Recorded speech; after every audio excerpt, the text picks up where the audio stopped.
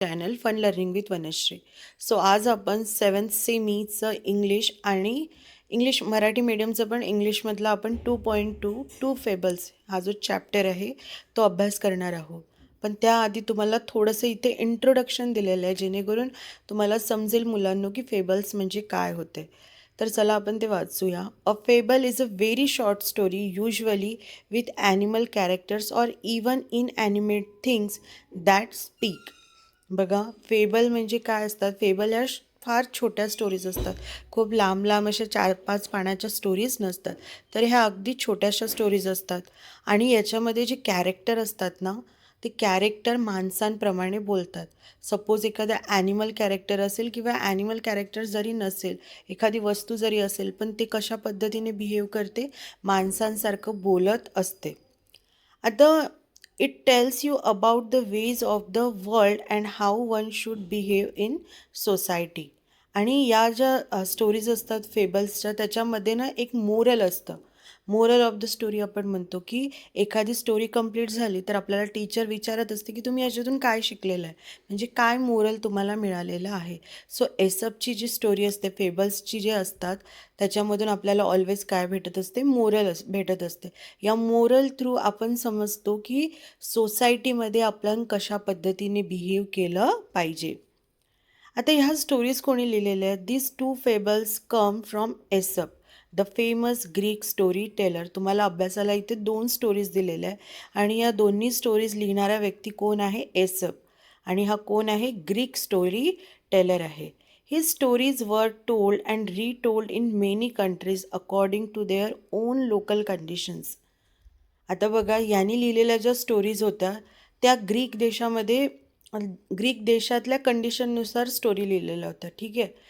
पण प्रत्येक देशाने काय केलेलं आहे? आपल्या कल्चरनुसार, आपल्या कंडिशनिंगनुसार त्या स्टोरीजला काय करत गेले आहेत? ते चेंज करत गेलेत आणि लोकांना ते सांगत गेले. जसं आपल्या आजीने आपल्याला सांगितले असेल, आपल्या आईने आपल्याला सांगितलेल्या स्टोरी असतील, तर या स्टोरीज काय होत गेलेल्या आहे?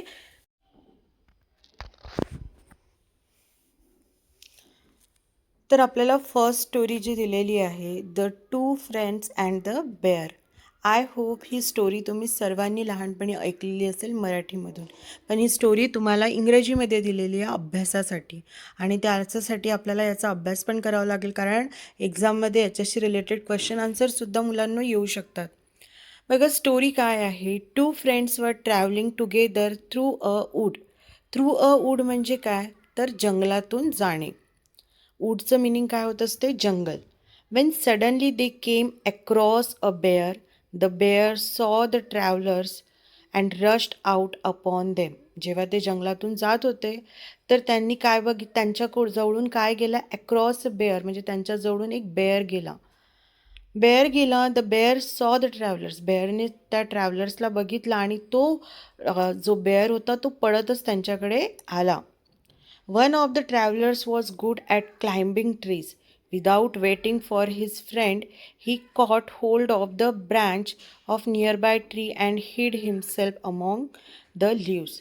बघा, आता आपल्यासमोर जर बेअर आला तर आपण सुद्धा घाबरून जाऊ. त्याचप्रकारे हे दोन्ही ट्रॅव्हलर खूप घाबरले होते. त्यातला एक ट्रॅव्हलरनी काय केलं? तो चढण्यामध्ये हुशार होता. त्याला झाडावरती चढता यायचं आणि म्हणून त्याने काय केलं? त्याने आपल्या मित्राची वाट बघितली नाही आणि जवळपास एक मोठा झाड होता, त्या झाडावरती तो पटकन ब्रांचला त्याने म्हणजे फांद्यांना धरून तो पटकन चढला आणि त्याने स्वतःला तिथे लपवून घेतलं. त्या पानांमध्ये तो दिसेनासाच झाला अगदी. The other did not know what to do. He had heard that bears do not bother with dead animals. आणि जो दुसरा ट्रॅव्हलर होता त्याला कळत नव्हतं की आता मी काय करू, कारण त्याला चढता येत नव्हतं. तर म्हणून त्याने ऐकलं होतं की जो बेअर असतो तो मेलेल्या लोकांना काहीही करत नाही किंवा डेड ॲनिमल्स असतील त्यांना तो काहीही करत नाही असं त्याने ऐकलं होतं. So he through himself flat down upon the ground with his face in the dust. म्हणून तो जिथे उभा होता तिथेच तो काय झाला? तो तिथेच जमिनीवर लोळत पडला. तो जमिनीवर पडला आणि त्याने चेहऱ्यावर थोडीशी जी माती होती ती लावून घेतली. The bear coming up to him put its muzzle close to his ear and sniffed. The bear, coming up to him, put its muzzle close to his ear and sniffed and sniffed. But the man lay very quietly on the ground and did not even breathe. At last, with a growl, it shook its head and slouched off. जो दुसरा traveller होता तो जमिनीवर पडला आणि त्याने स्वतःचा श्वास होता तो रोखून धरला आणि तो जो बेअर होता तो त्याच्या कानाजवळ गेला आणि त्याने काय केलं, त्याने त्याच्या कानाजवळ जाऊन थोडंसं श्वास घेण्याचं, जसं ते प्राणी हे करतात ना, स्निफ्ट करतात, म्हणजे सुंघण्याचा प्रयत्न केला. पण त्याला तसं काहीच दिसलं नाही. त्याला पण खात्री झाली की हा काय झालेला आहे, मेलेला आहे. आणि तो माणूससुद्धा, तो ट्रॅव्हलरसुद्धा काय होता, अगदी शांतपणे जमिनीवर स्वतःचं जी श्वास होता तो रोखून तो झोपलेला होता. At last with a growl it shook its head and slouched off. Slouched म्हणजे काय मुलांनो, इथे बघा मीनिंग दिलेलं आहे तुम्हाला. स्लाउच्ड म्हणजे बघा, स्लाउच्ड म्हणजे वॉक्ड अवे विथ इट्स, म्हणजे निघून जाणे. तो तिथून काय झाला, तो तिथून निघून गेला. त्याने त्याचं बघितलं की अरे आता काय उपयोग नाही, त्याने स्वतःचं डोकं हलवलं आणि तो तिथून निघून गेला. Then the fellow in the tree came down to his comrade. Comrade म्हणजे काय, जो त्याचा साथीदार होता. आणि जो झाडावरती चढलेला हा जो माणूस होता हा पटकन खाली आला. त्याने बघितलं की बेअर आता निघून गेलेला आहे. तो पटकन खाली उतरला, त्याच्या साथीदाराजवळ आला आणि तो हसतच म्हणाला, what was it that master Bruin whispered to you. Whispered म्हणजे काय, फुसफुसणे. विस्पर्ड वर्ड आहे बघा इथे, फुसफुसणे किंवा कुजबुजणे. तर तो विचारतोय की मास्टर ब्रून म्हणजे मिस्टर बेअर. मिस्टर बेअरनी तुझ्या कानामध्ये काय फुसफुसलं किंवा तुला काय सांगितलं. ही told me, sed the other, never trust a friend who deserts you at a pinch. First of all तो काहीही बोललेला नव्हता, पण त्या माणसाला, जो ट्रॅव्हलर जमिनीवर लोळलेला होता, त्याला समजलं आणि तो त्याला म्हणाला की मला कोणीच काय सांगितलेल्या बेअरनी, की he told me, said the other, never trust friend who desert you at a pinch. बघा, डेझर्ट म्हणजे काय, लिव्ह बिहाइंड, आणि ॲट अ पिंच म्हणजे इन ॲन एमर्जन्सी. तुम्ही अशा मित्रावरती कधीही विश्वास ठेवू नका, जो तुम्हाला एमर्जन्सीमध्ये काय करून जातो, सोडून निघून जातो. सो ही होती तुमची फर्स्ट स्टोरी आणि ही तुम्ही खूपदा ऐकलेली असेल. आता आपण सेकंड स्टोरी बघणार आहोत. आता आपल्याला याच्यामधून मोरल मिळालेलं आहे की never trust a friend who deserts you at a pinch. So fable स्टोरीजचं हीच खासियत आहे की आपण त्याच्यामधून काय शिकत असतो, मोरल शिकत असतो. ठीक आहे, आता नेक्स्ट स्टोरी आपण बघूया मुलांनो. The town mouse and the country mouse. Town mouse आणि कंट्री माऊस. टाऊन म्हणजे काय, शहरातला माऊस, आणि कंट्री माऊस म्हणजे काय, खेड्यातला mouse. Once upon a time a town mouse went on a visit to his cousin in the country. Town mouse आणि country mouse हे दोघे काय होते, कझिन ब्रदर होते. तर एक दिवस टाऊन माऊस कुठे जातो, कंट्री माऊसला भेटायला त्याच्या कंट्रीमध्ये जातो, गावात जातो. The country Mouse was a simple rustic fellow. आता रस्टिक फेलो म्हणजे काय, तर तो गावातला गडी होता, गावात राहणारा होता. आणि मग तो गावात राहणारा असल्यामुळे गावातल्या गड्याप्रमाणे तो राहत होता, सिम्पल त्याची राहणीमान होती. He loved his town friend, he gave him a hearty welcome. तो त्याच्या टाऊन फ्रेंडला, जो त्याचा टाऊन फ्रेंड होता, तो त्याला जाऊन काय केला, खूप, he loved his town friend, he gave him a hearty welcome. त्याने त्याच्या टाऊन फ्रेंडला जाऊन वेलकम केलं, त्याला मिठी मारली, आणि मिठी मारून तो त्याला खूप चांगल्या पद्धतीने त्याने त्याचं वेलकम केलं. Beans, cheese and bread were all he had to offer, but he offered them freely. त्याने त्याला खाण्यासाठी काय ऑफर केलं, बीन्स ऑफर केलेत, चीज ऑफर केलं, ब्रेड ऑफर केलं, आणि त्याला मोकळ्या मनाने म्हटलं की तू हे सगळं खा.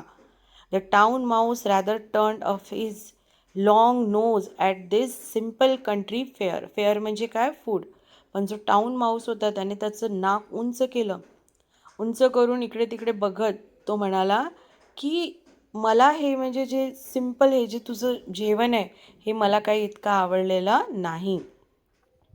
I cannot understand, cousin, how you can put up with this poor food, but of course you cannot expect anything better in the country. तो म्हणतोय की I can not understand cousin, म्हणजे मला समजत नाही की तू हे सगळं असं गरिबाचं जेवण कसं काय खाऊ शकतोस. But of course you can not expect anything, पण तू काही एक्सपेक्ट पण करू शकत नाही की तुला गावामध्ये काय भेटणार आहे. आता सपोज आपण बघूया मुलांना की शहरामध्ये आपल्याला किती वेगळे वेगळे फूड्स खायला भेटतात, जसं पिझ्झा असेल, बर्गर असेल. हां, तर पण जेव्हा आपण गावात जातो तर आपल्याला ह्या सगळ्या गोष्टी भेटत नाही. आपल्याला साधं आपल्याला भाजीपोळी खावी लागते किंवा भाजी भाकरी खावी लागते. त्याचप्रमाणे हा जो टाऊन माऊस आहे, हा कंट्री माऊसला चिडवत काय म्हणतोय, की तुला इथं भेटणार पण काय आहे? तू काय एक्सपेक्ट करशील? तुला हेच जेवण खावं लागतं.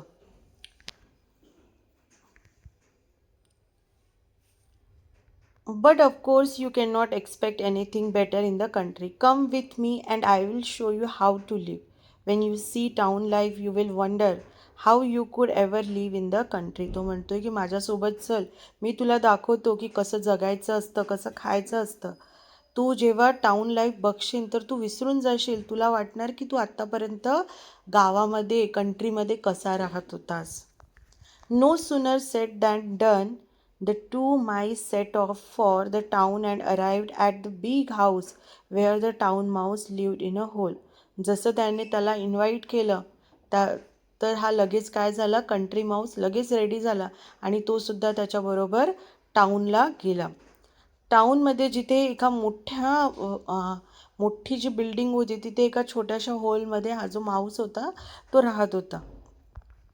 You will want some refreshment after our long journey, said the polite town mouse. Polite town Mouse काय म्हणतोय, पोलाइटली त्याला म्हणतोय, नम्रपणे विचारतोय की आपण आता इतकी ट्रॅव्हलिंग करून आलोय, तर तुला काहीतरी रिफ्रेशिंग ज्यूस वगैरे काही पाहिजे का? तू थकला असशील ना. And took his friend into a grand dining room.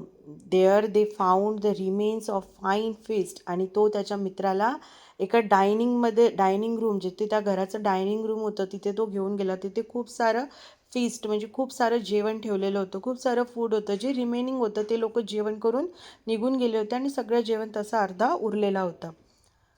The two mice were eating up jellies and cakes and all that was nice. तिथे जे ज्या गोष्टी चांगल्या होत्या, जसं जेलीज असेल, केक्स असेल, ह्या दोन्ही माईसनी काय केलं होतं, खाल्लं होतं. तर एक गोष्ट लक्षात ठेवायचं आहे बघा, माऊस आणि त्याचं प्लुरल फॉर्म काय होतं मुलांना, माईस. माऊसचं प्लुरल फॉर्म काय होतं, माईस. म्हणून इथं तुम्हाला सारखं माईस असं म्हटलेलं आहे बघा. इथे हा जो वर्ड आलेला आहे, माईस. तर माऊस, माईस. सो त्यांनी ते सगळ्या गोष्टी जे जे त्यांना चांगलं वाटलं ते त्यांनी खाल्ले. Suddenly they heard gruelling and barking. What is that, sed the country Mouse. It is only the dogs of the house, answered the other.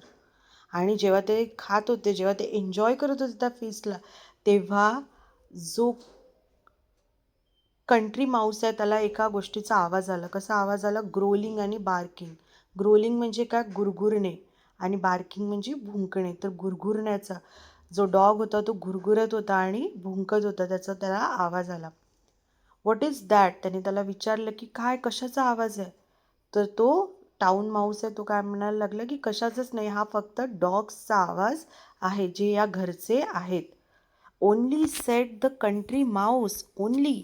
I do not like that music at my dinner. जो country Mouse आहे तो काय म्हणतो, तू फक्त म्हणतोयस, मला असला आवाज माझ्या डिनरच्या वेळेस अजिबात आवडत नाही. Just at that moment the door flew open. In came two huge mastiffs and the two mice had to scamper down and run off. आणि दरवाजा सडनली, हळूच दरवाजा उघडला आणि त्या दरवाजामधून कोण आले होते, दोन कुत्रे. मोठे मास्टिप्स म्हणजे काय बघा, दिलेले आहे, big dogs of a special breed. Special breed म्हणजे एक मास्टिप्स ही जी ब्रीड आहे, या जातीचे जे ते कुत्रे होते, ते कुत्रे जसं तुम्ही ऐकलं असेल डाबरमॅन, परत वेगळे वेगळे टाईपचे कुत्रे असतात ना, त्याचप्रमाणे मास्टिप्स ही जी ब्रीड आहे, या ब्रीडचे ते कुत्रे होते.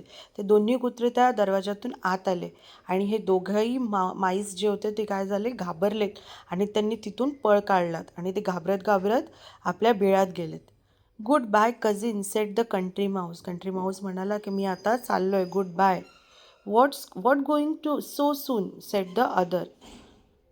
टाऊन माऊस विचारायला लागला की आत्ता काय झालं, तू तर आत्ताच आला होता, इतकं काय घाई करतोयस.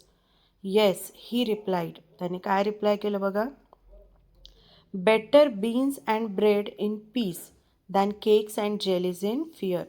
म्हणजे सर्व म्हणजे शांतपणे बीन्स आणि ब्रेड आपण काय करू शकतो, एन्जॉय करू शकतो. पण केक्स आणि जेलीज एन्जॉय करण्यासाठी मी म्हणजे अशा वातावरणात किंवा भीतीच्या वातावरणात मी राहू शकत नाही. तर मला फक्त ज्या पण गोष्टी भेटत आहे, बीन्स, ब्रेड, हे मला ज्या ठिकाणी भेटत आहे, जशा पण ठिकाणी आहे, मी आनंदाने ते खाऊ शकतो. पण इथे रोजचा धोका आहे, रोजचे ते डॉग्स येतात. मी अशा भीतीमध्ये मी हे केक्स आणि जेलीज काय करू शकत नाही, एन्जॉय करू शकत नाही.